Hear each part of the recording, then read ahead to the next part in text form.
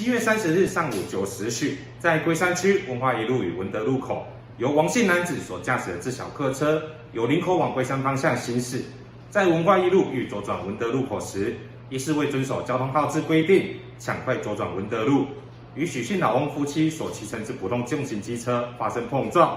造成夫妻两人双双倒地不起。经救护车将两人紧急送往长庚医院抢救，最后仍因伤重而双双宣告不治。本分队员警到场获报处理，双方均无酒驾状况。全案将王姓驾驶人依过失致死罪移送法办。警方呼吁驾驶人应遵守交通号志规定，转弯车辆亦应礼让直行车辆先行，以回交通安全。